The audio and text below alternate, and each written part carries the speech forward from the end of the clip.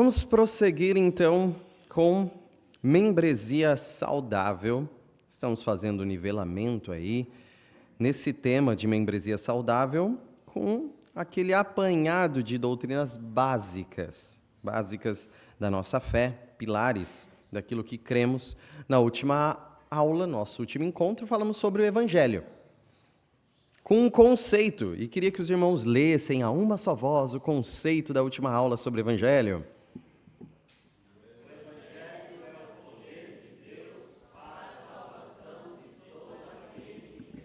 Poder de Deus para salvação do que crê. Do que crê. E a aplicação, então?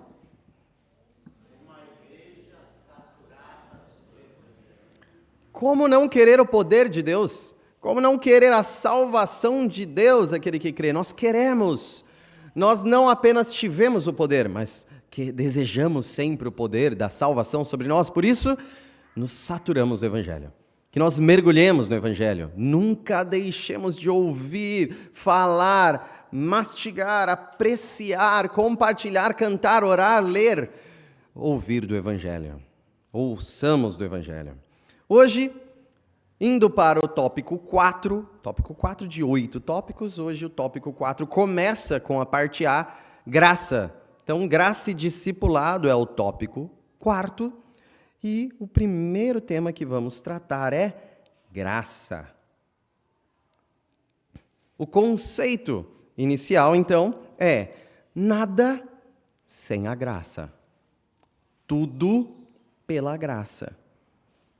Então, nada sem a graça. Tudo pela graça. A salvação é somente pela graça. Vou repetir. A salvação, sob o som dos pássaros, a salvação é somente pela graça.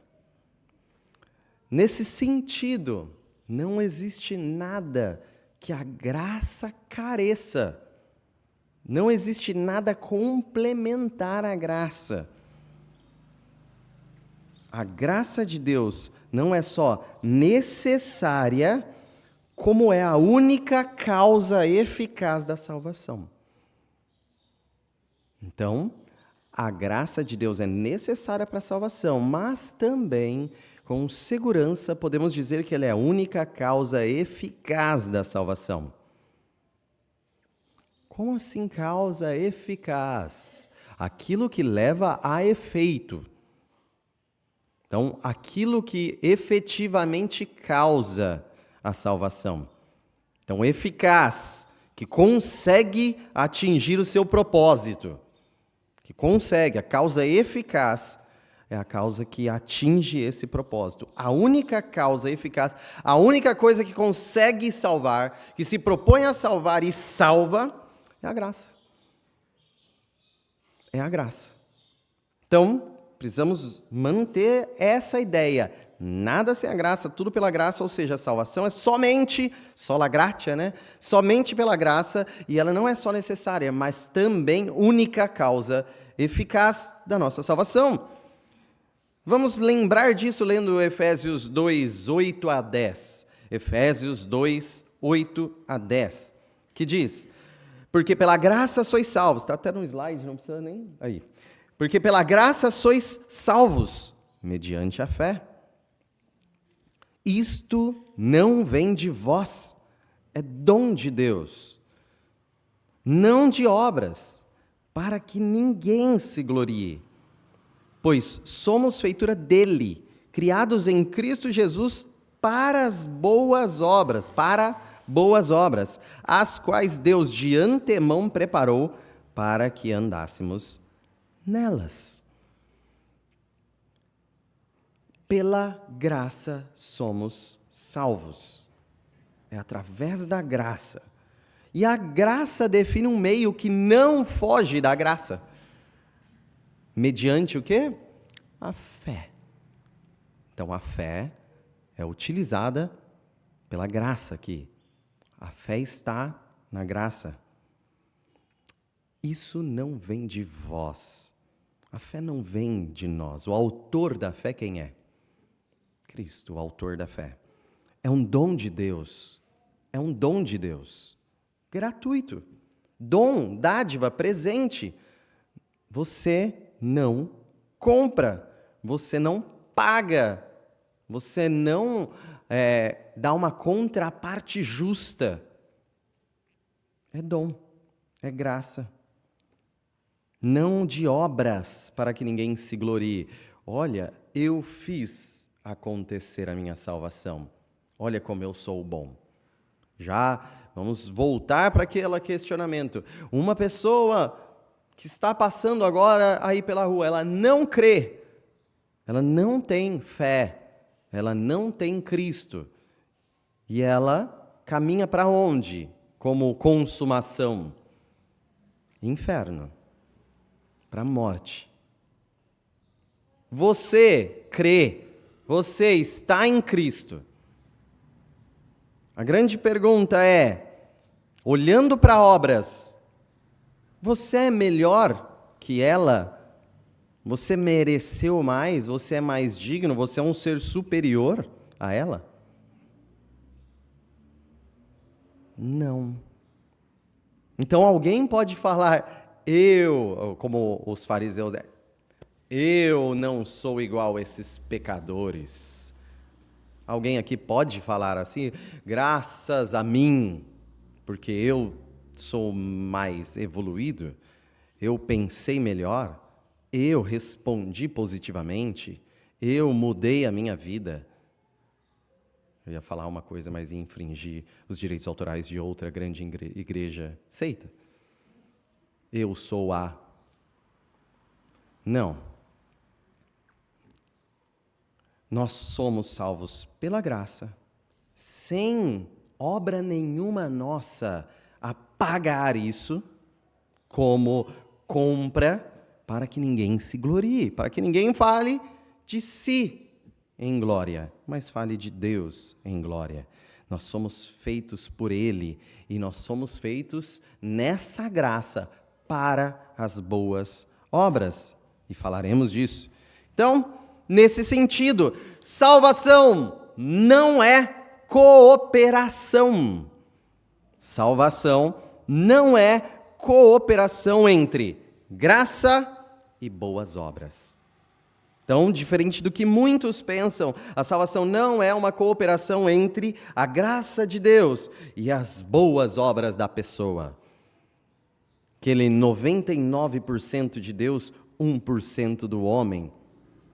Que seja ou 50% de Deus, a graça de Deus, e 50% do homem, a boa obra do homem. Os dois juntos dá a salvação. Então, Deus e eu me salvamos. Não. Você entende isso?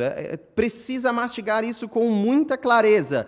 Não é uma cooperação. Não é uma operação conjunta, não é um sinergismo que a gente diz, não é o trabalho de duas partes, mas de uma só. O ergos, o trabalho é monergismo, só um trabalha para a salvação e só Jesus Cristo salva. Somente. Não somos eu e Cristo que salvamos a mim mesmo. Só Jesus salva. Só Jesus salva. Você não se salva. Você não coopera. A sua boa obra não coopera para comprar a sua salvação. Então, se nós pensarmos, olha, mas eu acrescento aí, né? Eu preciso acrescentar minhas boas obras à graça de Deus, complementar, né? Bom, se nós ainda precisamos acrescentar algum pagamento, qualquer que seja, nós estamos transformando a salvação em algo que Deus nos deve. De alguma forma, é uma dívida. Se você paga, é uma dívida. Como assim? Se você chega numa pessoa que quer vender uma casa e ela define um preço de R$300 mil essa casa, E você chega e fala, eu tenho 300 mil reais, toma, entregue 300 mil reais. E ela, então, vai te conceder a casa. Ela está dando de graça essa casa para você? Não. Por quê? Porque é um pagamento. Então, é justo que ela te dê a casa. Se você pagou, ela te deve a casa. Mas e se você chegar e ele fala, a casa vale 300 mil, porém, por muita bondade do meu coração, eu vou te vender por R$1. R$1. Então é um preço simbólico, mas você tem que me pagar R$1. Você me pagou R$1, aí eu te dou a casa. Esse é o trato, a promessa que a pessoa faz. A casa vale 300 mil, mas eu vendo por R$1. E você pega esse R$1 todo feliz, em moeda, não se acha mais, nem nota, e entrega essa moeda. E aí ele fala, não vou te dar a casa, não. Ele te deve a casa? Deve. Mas a casa vale 300 mil e você pagou R$1. Mas ele garantiu que venderia por R$1. Esse é o pensamento que muitos têm da salvação. A salvação é algo que nós não poderíamos comprar, mas deixou Deus. Jesus pagou na cruz a maior parte do preço. A maior parte do preço. E aí deixou bem baratinho para você comprar, mas você vai ter que pagar. Então você compra a salvação. Deus aceita por um preço menor. E esse preço você vai ter que pagar. Como se a cruz fosse insuficiente. Como se Jesus na cruz olhasse assim e falasse, fiz minha parte, agora faça a sua. Esse é o evangelho, que não é o evangelho que muitos têm pregado. Mas ele não falou, fiz minha parte. Ele falou o quê? Está consumado, está feito, está concluído. Está pago, totalmente quitado, totalmente pago. Então é pela graça que chega a nós. Romanos 4 e 5 tenta deixar esse raciocínio claro para nós, através do que Paulo escreveu ali. Romanos 4 e 5 diz, ora, ao que trabalha, o salário não é considerado como favor, e sim como dívida. Então, se há o seu trabalho na salvação, a salvação que lhe é concedida não é graça, é dívida. Então, se há o seu trabalho, é uma dívida de Deus para contigo. Mas ao que não trabalha, porém crê, naquele que justifica o ímpio, a sua fé lhe é atribuída como justiça. Ou seja, a salvação não inclui o nosso trabalho. A salvação é monergista, a salvação é de um trabalho só, o trabalho divino, não um trabalho humano. Você não trabalha para pagar a sua salvação. Você crê que Deus te dá por graça a sua salvação. E a sua fé lhe é atribuída como justiça. Romanos 11, 6 diz, ora não tem, do nada eu tirei esse ora. E se é pela graça, já não é pelas obras. Do contrário, a graça já não é graça. Se é pela graça, já não é pelas obras. Do contrário, graça já não é graça. Não misture. Um dos grandes temas, tem enormes temas aí, sobre a justificação, sendo só pela fé, sobre a sola gratia também, não só sola fide, mas também sola gratia. Dentro da reforma protestante era essa dúvida, a salvação que você tem é só pela graça ou graça e obras? E qual que foi a decisão do Concílio de Trento, qual que foi a postura oficial da Igreja Católica sobre esse tema? As duas coisas. Eles disseram isso, as duas coisas. Não podemos abrir mão das obras. Então é pela graça sim, mas pelas obras também. E as duas coisas não podem ser divorciadas. Várias dessas explicações são muito legais, interessantes, mas a conclusão que elas levam é mortal e terrível. Não. Romanos 11, 6 é um martelo final nessa ideia. Racha e esmigalha essa ideia. Se é pela graça, já não é pelas obras, não estão juntos cooperando graça de Deus e nossas obras. Não é uma cooperação, é só a graça. É só a graça de Deus. Então o que você fez para ter mérito? O que você fez para merecer a salvação? Quais obras suas são consideradas para a sua salvação? Pense, o que eu fiz e por isso eu estou salvo? Pecamos, né? Minha parte, pequei. Então, a graça te alcançou. A graça te alcançou. Mas eu fiz boas obras. E o texto falou, eu fui salvo para as boas obras. Claro, sim, sem dúvida. As boas obras são o fruto de quem foi alcançado pela graça. Então, lembremos sempre disso. É muito importante a ordem aqui, porque as duas vão aparecer, sempre vocês verão a graça de Deus e boas obras. Sempre. Nunca vão ver uma das duas atuando sozinha. Mas você, como assim? Peraí, acabou de falar que é só a graça. Não, mas ela vai frutificar. Estar com Cristo é frutificar boas obras. Por quê? Porque fomos salvos pela graça para boas obras. É a continuidade, é a nossa nova natureza, é o que nós frutificamos, é o que é colhido de nós pelo que foi semeado em nós. Então, a causa da nossa salvação? Graça. Graça. E se a graça nos atingiu, nós colheremos boas obras. Boas obras. Só que, o que você vê? Você vê o que Deus está fazendo espiritualmente em você ou você vê o que você age fisicamente? O que seus olhos conseguem ver? Alguém consegue enxergar a eleição? Alguém consegue enxergar a adoção? Alguém consegue enxergar o agir da graça dentro do espírito humano? Alguém consegue enxergar uma pessoa amando outra através de alguma ação? Sim. Sim, conseguimos enxergar. Então, o que nós enxergamos são as boas obras. O que nós vemos e constatamos são as boas obras. E é isso que Deus está nos mostrando. A história do mundo prossegue para você mostrar o efeito da graça em você, através de boas obras. Se fosse só para Deus saber, não. O que basta é Deus, eu sou agente secreto. Deus agiu aqui secretamente em mim, mas eu não mostro para ninguém o que Deus fez em mim.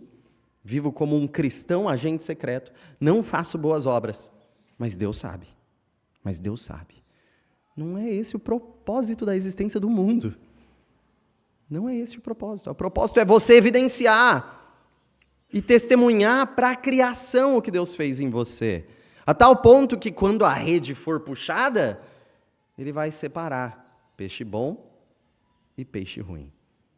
Tranqueira daquilo que foi realmente atingido pela graça. E isso vai estar exposto e evidente de uma forma visível, chamada boa obra. O que você tem feito? O que Deus tem frutificado em você? Quais ações essa graça tem frutificado em você? Bom, também, passando aqui, salvação não é colaboração entre a graça e o livre-arbítrio, para ser mais evidente ainda. Não, mas livre-arbítrio não é obra. Essa escolha não é obra. Tá, então vamos falar só do livre-arbítrio. Salvação não é colaboração entre a graça de Deus e o livre-arbítrio humano. Ou, para os técnicos, a graça preveniente e a escolha do ser humano. Não é. O ser humano, ele é caído e incrédulo, cego. Isso todos os genuínos cristãos entendem e concordam. Como dizem aí, seja calvinista ou seja arminiano, todos acreditam na queda, nos efeitos da queda. E, sejam jorrando nomes difíceis aí, agostiniano ou semi-agostiniano, vai acreditar na depravação total. Depravação total. O homem é totalmente depravado. O ser humano é caído, o ser humano caído, né? É incrédulo e cego. Alguém pode ler 2 Coríntios 4:4? Esse não tem no slide. 2 Coríntios 4:4.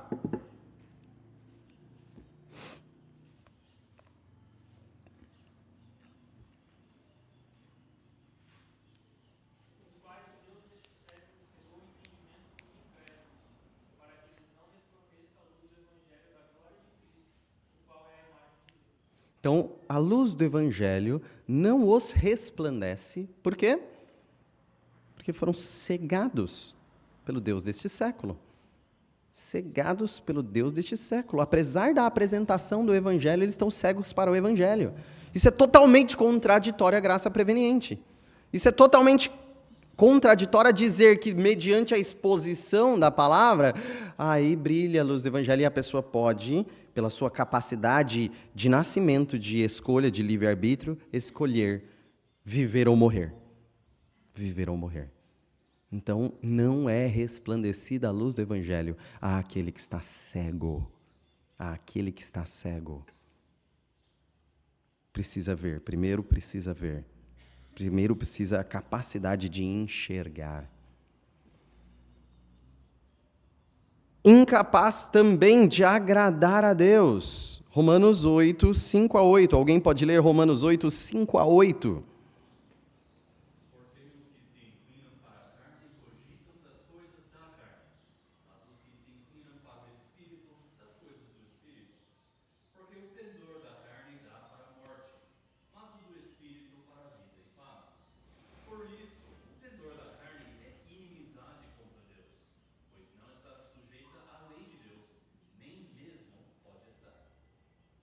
Tem alguma possibilidade da carne agradar a Deus? Tem a possibilidade da carne conquistar o Espírito? Tem alguma possibilidade da carne entender, compreender o Espírito? Então, também é incapaz de entender as coisas espirituais. A carne não entende as coisas espirituais. 1 Coríntios 2,4, alguém pode ler?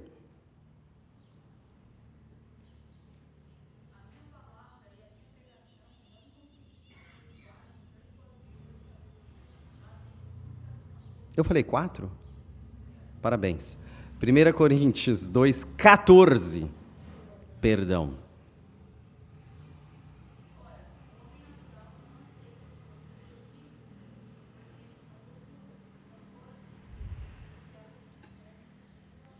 Ou seja, o homem natural, o homem que nasce, o homem da carne, ele pode entender o Evangelho? Ele tem capacidade, uma capacidade inata de entender o Evangelho. Vamos lá, o Evangelho é uma mensagem espiritual ou carnal? O Evangelho, a palavra de Deus é uma mensagem carnal ou espiritual? Espiritual. A carne pode entender o que é espiritual, segundo esse verso, 1 Coríntios 2,14? Não. Então, é capaz do ser humano, na sua natureza carnal, entender. É capaz do ser humano escolher.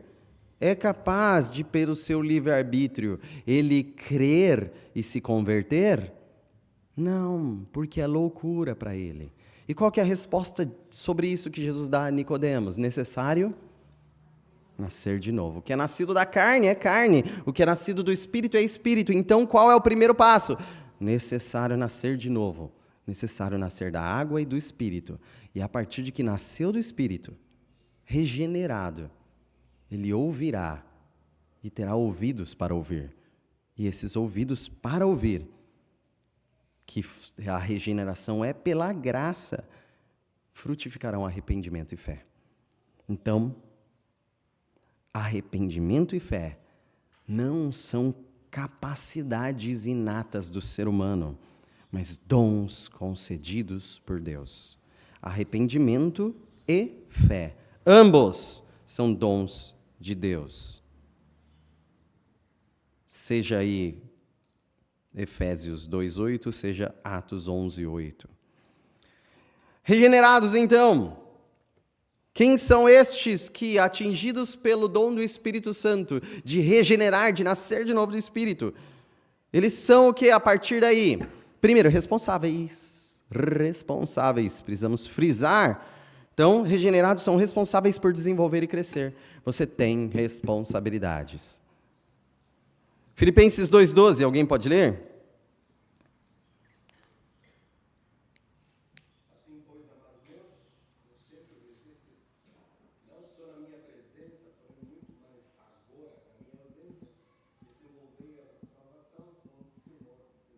responsabilidade. Você está sendo chamado para desenvolver a sua salvação com temor e tremor. Você está sendo chamado a trabalhar, a arregaçar as mangas, a lutar, a oferecer todo tipo de combate contra o pecado e lutar pela sua santificação, desenvolvendo a sua salvação. 2 Pedro 3,18.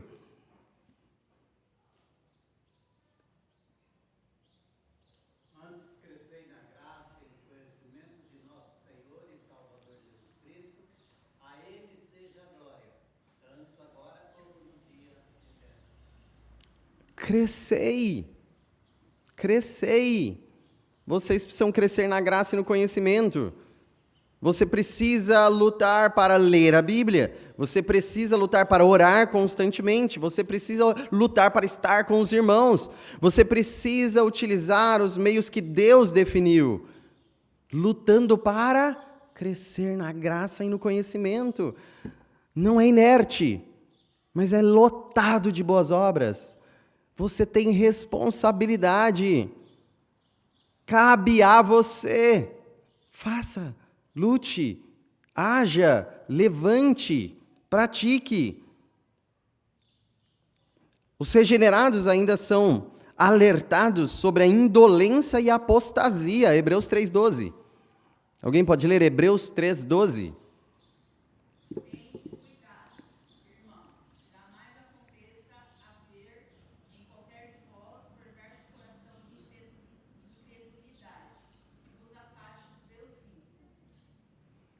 Cuidado para não se afastar.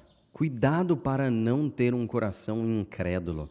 Cuidado para não apostatar, abandonar a fé. Os regenerados são alertados sobre a indolência e sobre a apostasia. Vocês são alertados sobre o abandono da fé. Vocês são alertados sobre a vida tranquila e passiva de alguém que não faz ativamente a vontade de Deus. Vocês são alertados sobre os cristãos que, por estarem na rede, acham que são bons peixes. Constantemente alertados sobre isso, como foram alertados essa manhã. Cuidado com a apostasia. Mas os regenerados também são. Romanos 8, 31 a 39, o belíssimo texto, preservados na fé pela graça. Que diremos, pois, a estas coisas? Se Deus é por nós, quem será contra nós? Aquele que nem a seu próprio filho poupou, antes o entregou por nós, como não nos dará com ele todas as coisas, né? Quem tentará acusação contra os escolhidos de Deus? É Deus quem o justifica. Quem é que condena? Se Cristo é quem justifica, se Cristo morreu por nós. E vai falar sobre quem nos separará do amor de Cristo. Será a tribulação, angústia, fome, perseguição, morte, perigo, espada? Por amor de ti, somos entregues à morte todos os dias. Somos reputados como ovelhas para o matadouro. Porque estou certo de que nem a morte, nem a vida, nem os anjos, nem os principados, nem as potestades, nem o presente, nem o porvir, nem a altura, nem a profundidade, nem qualquer outra criatura nos separará do amor de Deus que está em Cristo Jesus nosso Senhor. Ou seja, nós somos preservados pelo amor de Deus. Os regenerados são preservados pelo amor de Deus que está em Cristo. Esteja em Cristo. Esteja em Cristo. Então, passando aí, os escolhidos por Deus são os escolhidos pela graça, regenerados pela graça e escolhidos pela graça, são predestinados, chamados, justificados e glorificados. Obra completa divina.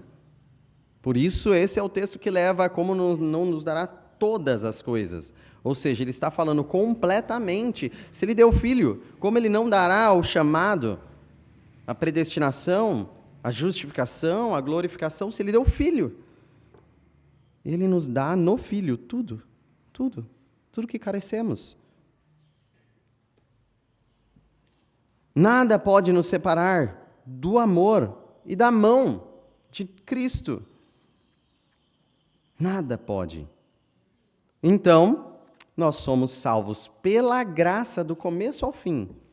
No começo, na nossa conversão, na nossa santificação, na nossa glorificação. Toda a nossa salvação é pela graça. Pela graça, pelo poder de Deus, não pelo nosso poder. Então, aquele que começou a boa obra, vai terminá-la. Não somos nós que terminamos a boa obra começada em nós. Mas, perde-se a salvação?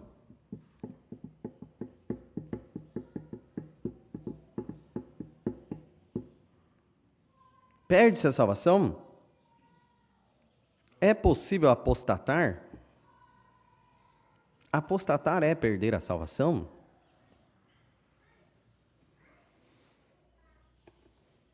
Se há constantes alertas sobre não abandonar a fé, é possível perder a fé? É possível apostatar? É possível perder a salvação? Irmãos, eu vou deixar uma frase terrível aqui. Depende. Depende do seu entendimento, do que você está falando exatamente. Depende do seu entendimento.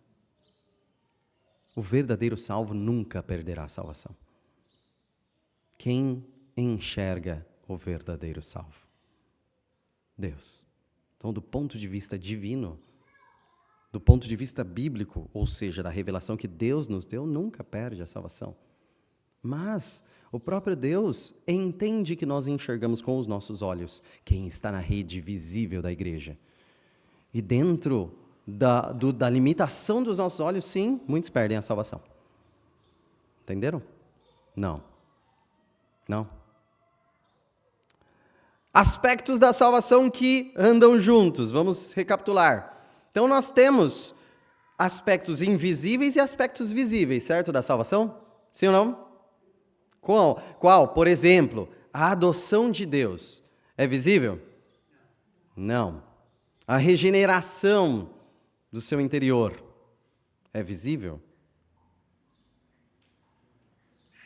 Você vê, olha, ele nasceu de novo, na hora, assim, caramba, ele nasceu de novo, eu vi. Não vê. Você não vê a regeneração. Você não vê a adoção. Você não vê a justificação. Agora, outros aspectos, por exemplo, a fé, o arrependimento, a conversão, se tornam visíveis? A fé, o arrependimento e a conversão são visíveis numa pessoa? Sim. Olhe para os seus irmãos agora. Compartilhem dessa alegria com eles. Eles estão cantando sobre Cristo, eles estão orando, eles estão buscando. Você vê arrependimento aqui nessa igreja? Você vê, olha a pergunta, você vê arrependimento nessa igreja?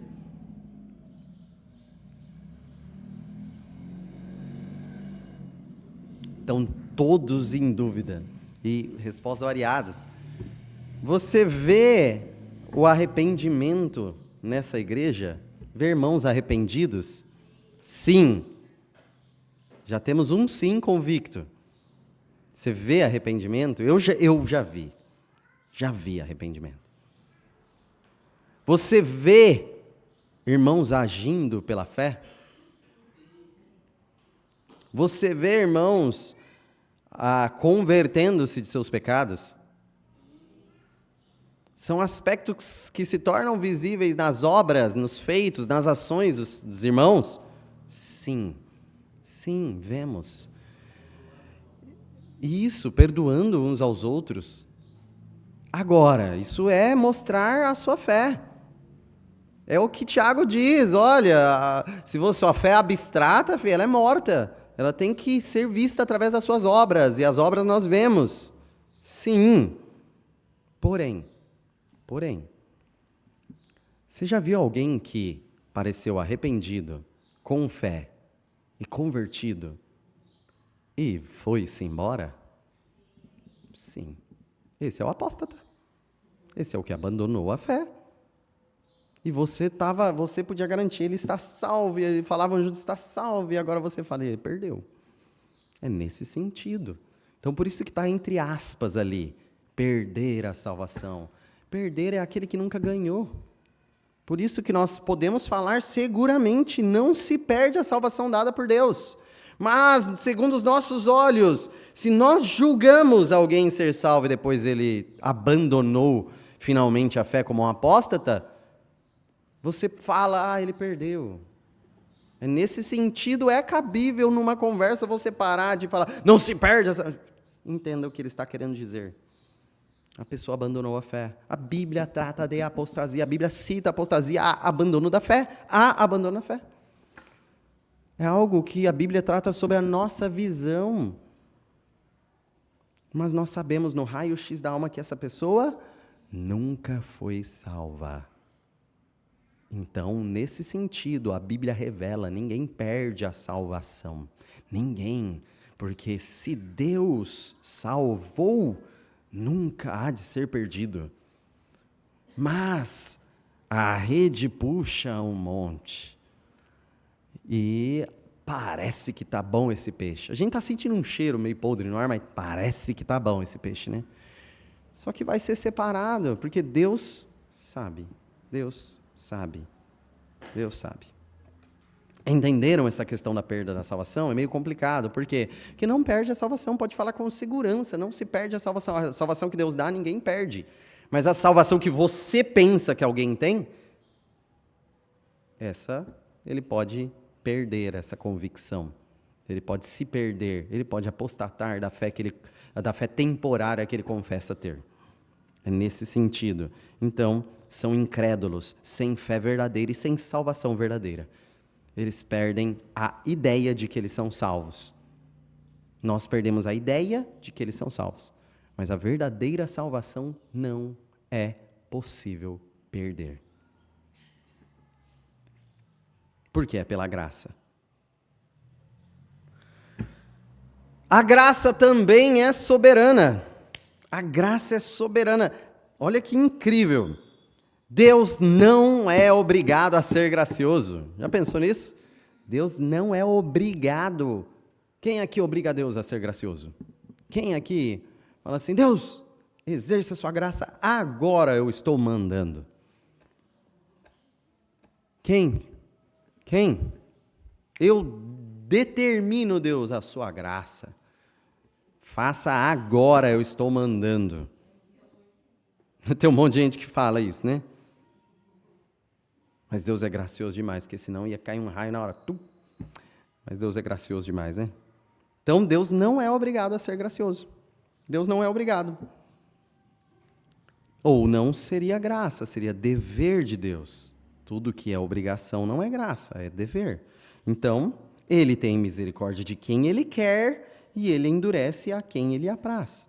Romanos 9, 14 e 18. A graça é soberana e livre. A graça de Deus é soberana e livre.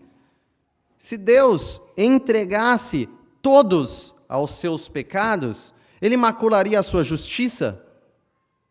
Se Deus falasse, olha, não vou salvar ninguém dos pecadores, Ele seria injusto? Não seria injusto, sua justiça estaria perfeita. Se Deus decidiu não remir nenhum dos anjos caídos, é um Deus injusto? E se Deus decidisse não remir nenhum dos homens caídos, seria injusto? Não. E se Deus decidisse não remir nenhum homem, Ele deixaria de ser bom? Ele perderia a sua bondade? Não. Não perderia a sua bondade. Continuaria sendo totalmente bom. Lembra, Ele fez isso com os demônios. Os anjos caídos não tiveram uma cruz de resgate. Os anjos caídos não tiveram a entrega do Deus, do seu sangue, através do seu Filho. Não tiveram. E Deus permanece plenamente justo e bom. Se Deus salvasse todos os homens caídos, Maravilha. Maravilha. Ótimo. Também. Maravilhoso também. E se ele salvasse um homem só caído? Maravilha. Ótimo. Quanta bondade. Se ele salvasse um só, a gente já não saberia descrever essa bondade imensa e infinita que salvou um que merecia o inferno eterno. Se salvasse um homem só. Então, a graça de Deus é livre para salvar quantos ele bem entender pela sua sabedoria, que é muito maior que a nossa. Então, a Escritura ensina que, em sua graça e sabedoria, Deus escolheu salvar uma inumerável multidão de todas as nações, tribos, povos e línguas. Apocalipse 7:9 fala isso. Alguém leia Apocalipse 7:9? Depois dessas coisas vi, e eis grande multidão que ninguém podia enumerar, de todas as nações, tribos, povos e línguas, em pé diante do trono e diante do Cordeiro, vestidos de vestiduras brancas, com palmas nas mãos. Vocês estarão lá, com vestes brancas, comprados de todas as tribos, línguas, povos e nações. Não só nós aqui, gente do mundo inteiro, de todos os tempos, juntos, remidos, vestidos de branco, perante o trono. É a igreja, é o povo de Deus que estará perante o seu Deus, comprado pelo sangue do Deus Filho. Mas não serão todos. Não serão todos. Para demonstrar não só a sua graça, mas também a sua ira. Deus quis demonstrar ambas, a graça e a ira. Quem somos nós para discutir com aquele que desejou mostrar graça e ira nos homens caídos? Quem somos nós para repreendê-lo? Quem somos nós para falar por que não vai salvar todos? Somos mais justos que ele? Somos bons acima da sua bondade? Somos graciosos acima da sua graça? Somos santos acima da sua santidade? Somos sábios acima da sua sabedoria? Então, quem somos nós para olharmos para Deus e falar: ou salve todos, ou és injusto, mau e bobo e feio? Quem somos nós? A graça de Deus é soberana. Soberana. Em graça e sabedoria, muito acima de nós, Deus escolheu salvar uma inumerável multidão de todas as nações, povos, tribos e línguas, mas não a todos. Quem somos nós para discutirmos com Ele? E isso sem acepção de pessoas, sem acepção. Deus escolhe individualmente, mas não faz acepção. Então, apesar de Ele escolher pessoas individualmente, Ele não faz acepção de pessoas por salvar judeus, gentios, servos, senhores, homens, mulheres. Não é só um tipo de pessoa, mas todos os tipos. Deus não faz acepção de pessoas. O Evangelho não está limitado a um grupo. O Evangelho não está limitado a uma região. O Evangelho não está limitado a uma renda, a uma cor de pele, a um tipo físico. Não. Todos os homens, não há uma acepção de pecadores aqui. Deus salva judeus e gentios, senhores e servos, homens e mulheres. E a graça?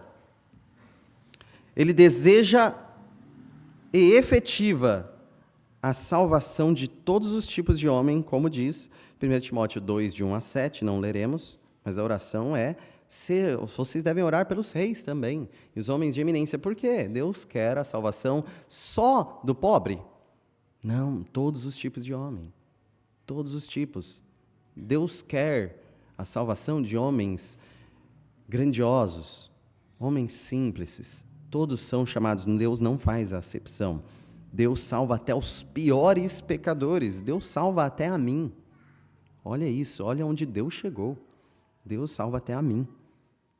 Se é somente pela graça, não há ninguém mais ou menos qualificado para receber a salvação.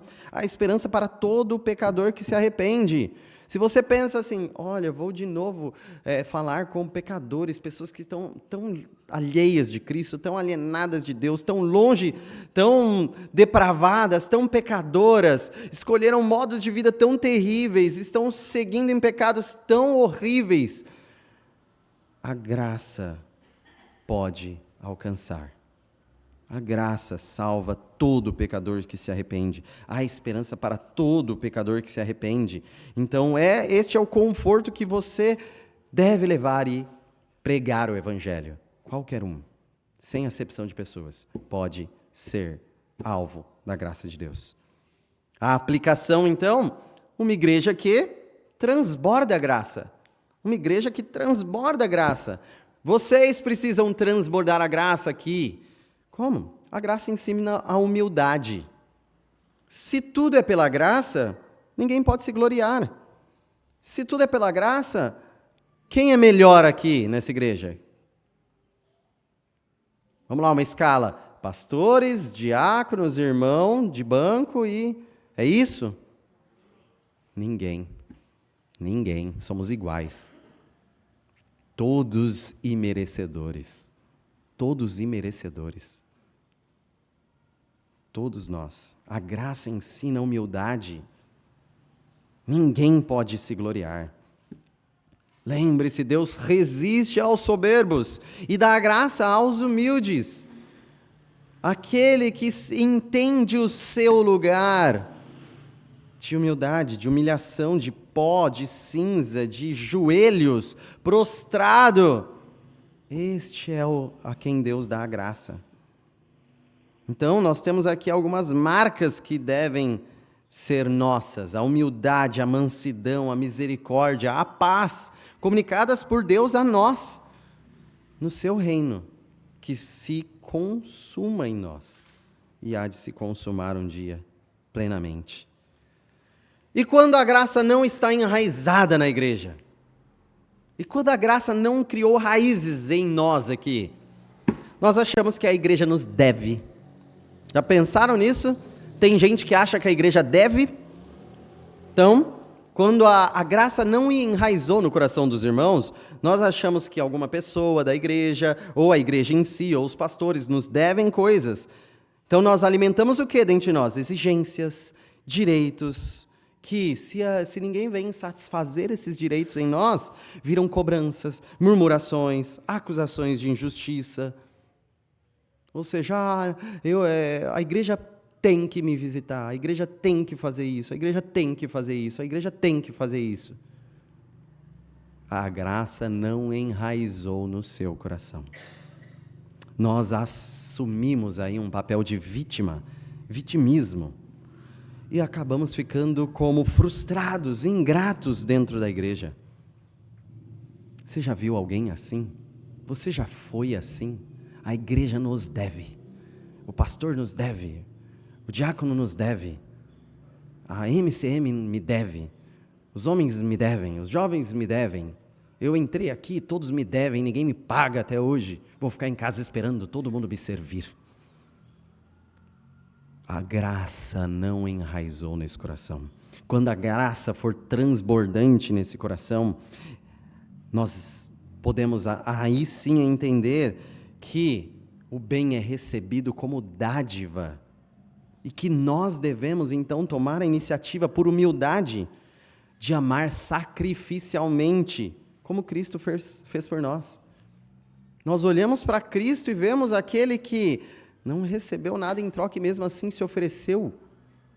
E nós falamos, eu não preciso de nada em troca, eu vou me oferecer. Essa é a graça transbordante, este é o serviço cristão, este é o amor sacrificial, este é o transbordar de Cristo em nós. É a iniciativa do amor sacrificial. Quando a graça não está enraizada no nosso coração, passando, nós evitamos resolver conflitos. Nós acabamos pensando demais, raciocinando demais na nossa justiça própria, quem tem razão, e desprezamos ou desconsideramos o nosso irmão. Nós queremos ter razão, nós queremos simplesmente deixar o conflito até que percebam que eu estou certo. Não quero resolver. Isso é a graça não enraizada no coração.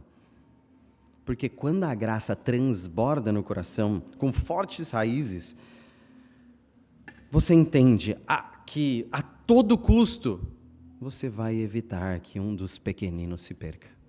Que os seus irmãos tenham problemas. Que eles sejam prejudicados pelo seu proceder. Você vai tomar a iniciativa de buscar. Você vai tomar a iniciativa de buscar ganhar e perdoar esse irmão. Pois se Deus nos livrou de uma dívida impagável, como não nos perdoaremos? Como não perdoaremos uns aos outros? Como não perdoaremos as pequenas falhas dos nossos irmãos? Essa é uma graça transbordante. Isso é entender o quanto você deve e nunca há de pagar. E olha o quanto os seus irmãos devem. E torna tudo leve. É só olhando para Cristo que nós conseguimos olhar para o próximo. É só olhando para Cristo que nós conseguimos amar o próximo. É só olhando para Cristo que a graça transborda em nós. Então, o conceito é que nada foi sem a graça.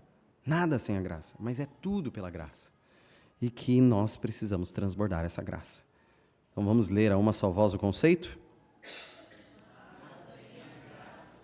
E a aplicação. Amém. Comentários, instruções, perguntas, graça a ser transbordada. Temos.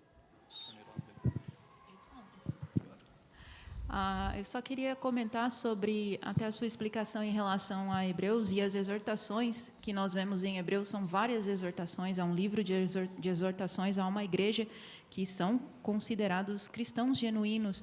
Então, por que nós vemos tantas exortações em um livro para uma igreja que de fato é genuína, se nós temos o entendimento de que a salvação obtida por Cristo não nos é perdida?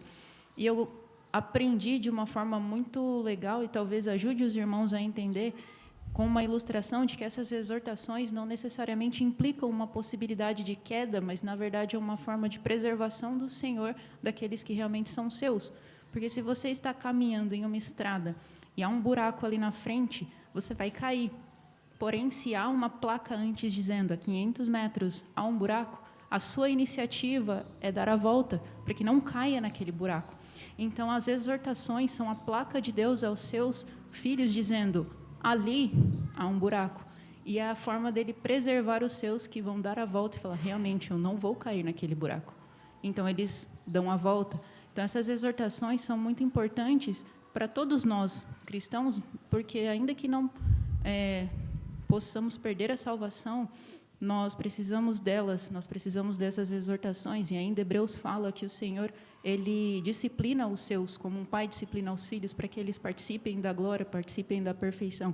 Então, essas exortações são importantes para nós. Não porque implicam a possibilidade de uma queda, mas porque são um meio de preservação que vai nos levar a sermos mais parecidos com Cristo.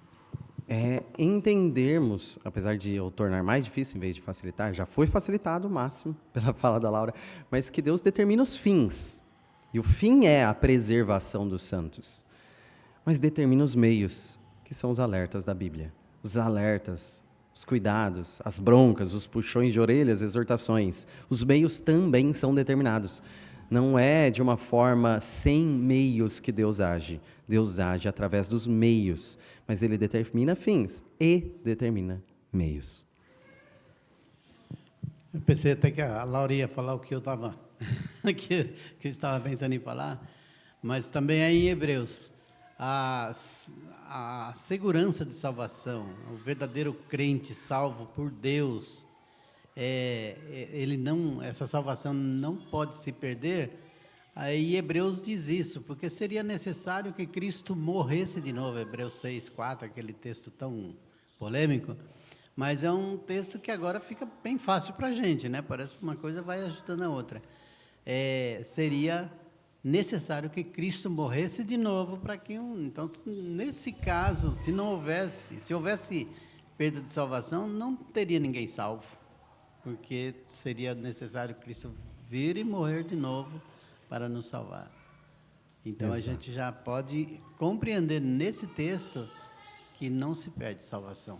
E ali trata-se de outra coisa, como a Laura disse, e realmente é um ensinamento que a gente tem que ver do outro lado, o que é que está ensinando, quais as orientações que está nos ensinando, e também o que foi ensinado desde o começo, que existem pessoas que estiveram na igreja, estiveram bem perto, mas nunca foram salvos.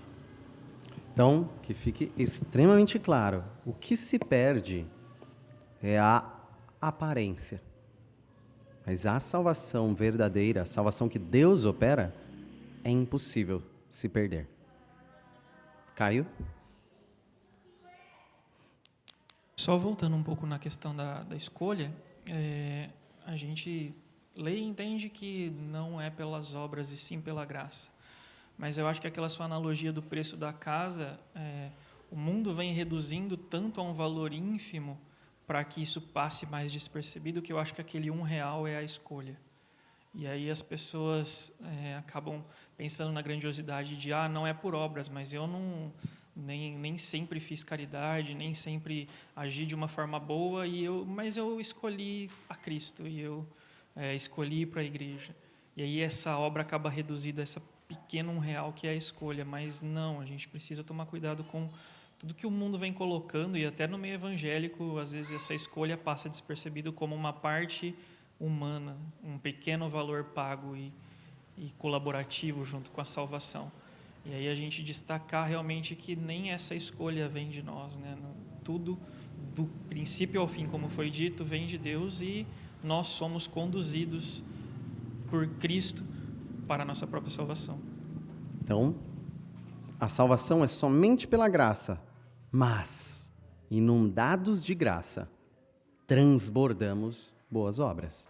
E essas obras são compatíveis do Evangelho, de enxergar o valor do Evangelho e deixar tudo em prol do Evangelho. É realmente vender tudo que tem e comprar este campo do tesouro precioso, comprar essa pérola valorosa. Então, é tudo. Então, é enxergar o verdadeiro valor. Aquele que foi salvo exclusivamente pela graça, no transbordar da graça, transborda boas obras.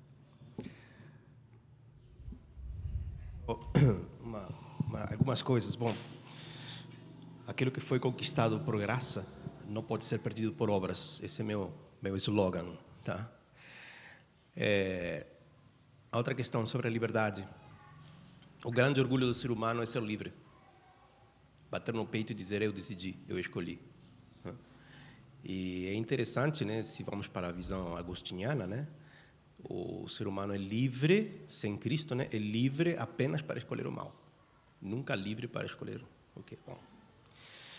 Sobre a passagem de Hebreus 6, aí temos que tomar um cuidadinho, porque o que o autor aos Hebreus está dizendo é que aqueles que realmente passaram por uma experiência de conversão, porque a descrição que ele faz ali é muito mais pormenorizada que em outras passagens que a gente acredita que é conversão. Então, a AD6 é conversão. O que ele está dizendo é muito mais sério do que se perde ou não se perde, é pior ainda. O que ele está dizendo, que nenhum pastor trouxe, é que se a salvação se perde, nunca mais se recupera. Então, é um ponto que a gente tem que frisar, não como se fosse uma advertência para uma coisa que nunca pode acontecer, né? senão que a fé está em nossas mãos, no sentido que nos foi dada. Essa fé que nos foi dada, essa fé que nós herdamos, que nos foi constituída, agora é nossa. A casa é nossa. O preço alto foi pago, nos é dado de graça, mas ela é nossa. Agora, quando a gente aceita, e esse é o problema com o lado arminiano da coisa, de que a salvação se perde, se vamos usar Hebreus 6, então temos que usar para valer. Nunca se recupera. E a única forma de que pode ser possível isso é rejeitando a fé que um dia nos foi dada por graça. Por que eu digo isso? Porque muitos dos nossos irmãos, bem intencionados, tudo mais, tal, quando vem alguém que está em algum problema, né, e, por exemplo, aquele homem, aquela mulher se deu para a bebida, por exemplo, e não vai mais na igreja, está perdido. Perdeu a salvação. E é um desleixo com a palavra salvação e com a situação do irmão, que não se entende que Hebreus, o que está levantando ali, é a apostasia, ou seja, rejeitar a fé que ele nunca tem de si mesmo. Nunca é uma coisa gerada por si. É uma fé que foi conquistada por Cristo e nos foi entregue. Então, isso não é obra sua, é de Deus, para que você não se glorie. Então não se soberbeça, trema. Ocupe-se da sua salvação com temor e tremor. Não porque a possa perder no sentido de que adulterou, agora pronto, está perdido. Cuidado, porque se você diz que está perdido, olha meu irmãozinho, se diz que está perdido, nunca mais se recupera. Para mim o problema é mais profundo do que simplesmente isso, e não se resolve dizendo que nunca foi convertido. Não, cuidado. É muito mais profundo, é muito mais terrível. Tá? É uma coisa terrível cair nas mãos do Deus vivo. Temos que ter presente esse temor. Estamos falando do Deus Criador, aquele que saiu procurando a Abraão para matá-lo. Estamos lidando com esse Deus da criação. Agora, qual que é o meu refúgio? Meu refúgio é que o mesmo poder que agiu em Cristo na ressurreição age em mim, age em nós. Nós não podemos vilipendiar isso, nós não podemos deixar de lado, não podemos fazer pouca coisa, caso omisso. Tá? O mesmo poder que agiu em Cristo Jesus na ressurreição está agindo em mim. Então, quando os meus irmãos vêm com isso de que se perde a salvação, eu digo, se se perde, então nunca mais se recupera. Porque isso que o texto diz.